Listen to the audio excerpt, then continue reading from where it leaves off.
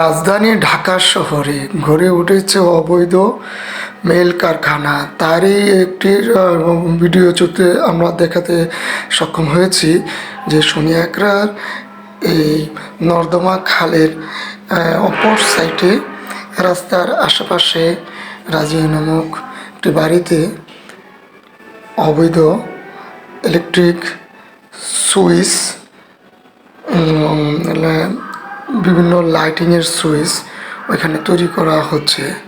সরেজমিনে আমরা দেখতেছি যে তাদের ওই ধরনের কোনো পারমিশন নেই যে তারা এটা চালাতে পারবে।